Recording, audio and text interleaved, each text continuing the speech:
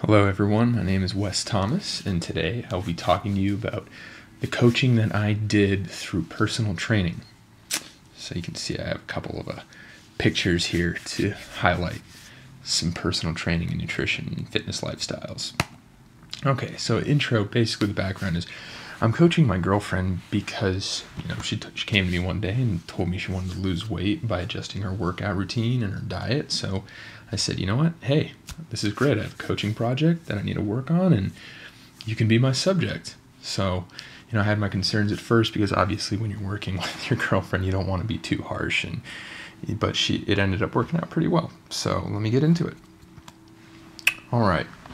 So for the goal setting, I wanted to apply the SMART technique, where every goal has to use this acronym of S for specific, measurable, achievable, realistic, and time-bound. That's how you create effective goals. So the specific goals were to go through her diet and make adjustments where need be, create a workout routine that fits her lifestyle and where she feels comfortable but pushed, and she can lose weight while maintaining muscle, and just something along those lines. And then something that's achievable. So we don't want to go over the top and make it ridiculous. That would be crazy. You can't just say it's like, all right, in a 4-week period we're gonna lose 100 pounds. That's crazy. So we had to do small goals, incremental goals that fit with the time parameters that we're doing, and then we can extend it beyond if need be. And then realistic, like I just said. If you say you want to lose 100 pounds in 4 weeks, it's not going to happen. So we wanted to make realistic goals, things that aren't over the top and that won't frighten you up front. And then time bound, obviously, 4 weeks. That's what we're dealing with. So hopefully these things extend beyond. This is something that you wanted to change permanently. So we're going to put a time frame and let's just say 6 months. So the goals. The first goal was to lose up to 10 pounds of fat to create more ab definition. She's constantly talking about how she wants to have better abs. So I said, you know what? Hey, let's do it.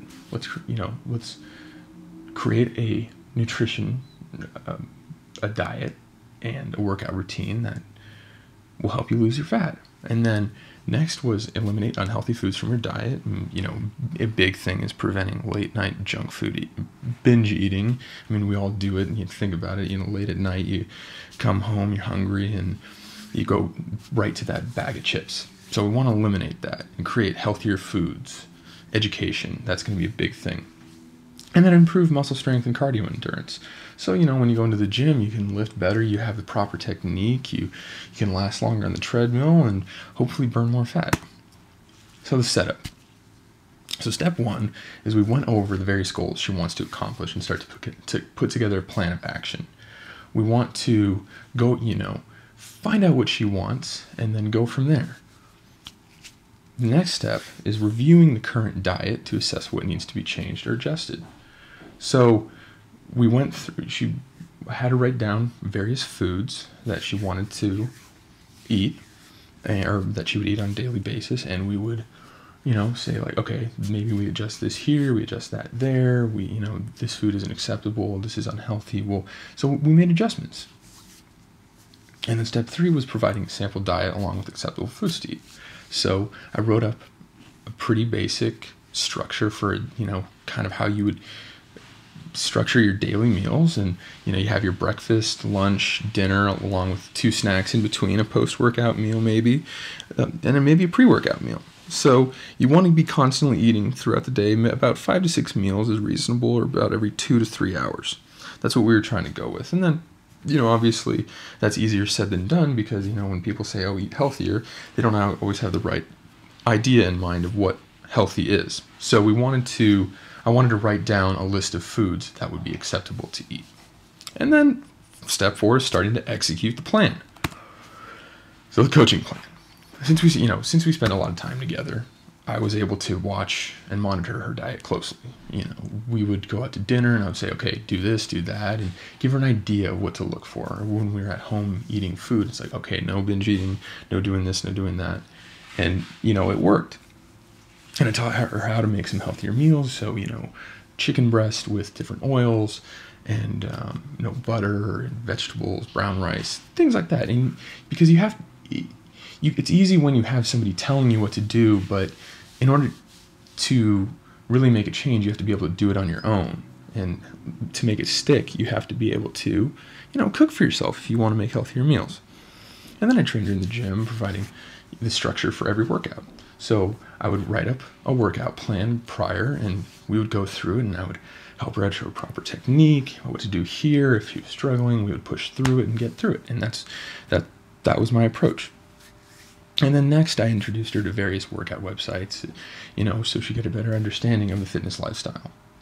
Because, when you go on those websites like bodybuilding.com or Simply Shredded, they have so many articles and posts about various things that you can do to improve your health, improve a healthy, and create a healthy lifestyle, improve your nutrition, improve your workouts, increase your motivation, gives you someone to idolize maybe, or look up to, so that you have a better idea of what your goals are. And so the skills and tools I used were, first and foremost, was negative reinforcement. So, if you didn't finish a workout, I would gave up on a set, you'd have to do it over again. I mean, that's pretty simple. If you're pushing through one set and it's like, hey, I just can't do it. It's like, yes, you can. Yes, you can. You can do it. And if you give up, you got to do it all over again. So that was another way to push her to, achieve more. And then the next thing was eating unhealthy foods meant harder workouts and no cheat meals. And when I mean cheat meals, you eat clean, really healthy foods for about a week straight, and you start to go out of your mind. So you have one meal a week that's a cheat meal. But if you cheat before that, or you eat unhealthy, or you're sneaking food late at night, no cheat meal, no fun. So, and you got to work harder in the gym to burn it off. And then next was positive reinforcement. So, eating clean food, healthy foods would allow for a cheat meal. And then I would, provide a lot of encouragement to help her through the workouts, because that's a really big, important thing for a lot of people. And finally, I'd give her a gift or do something for her if she performed well. So, maybe take her out on a nice date night, or get her flowers, or do something to, keep the motivation up.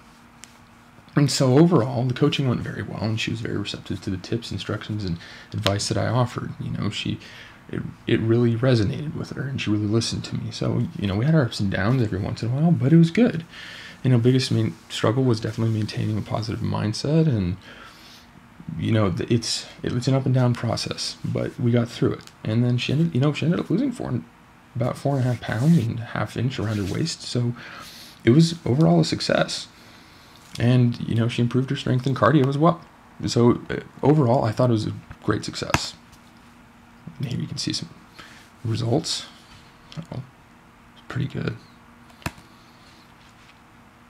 And what I learned is that, coaching isn't always as easy as it looks. People want to make it sound like it's really easy, but it's not. And maintaining high levels of motivation can definitely be a challenge. Because, whether it's for the person involved or for the coach itself, because I would have to constantly be a positive, uplifting force, even when you don't really want to be all the time. And then, getting results drastically improves your levels of motivation, hands down. When you start seeing fat burn, it makes you want to keep doing it more, because it almost becomes like a drug.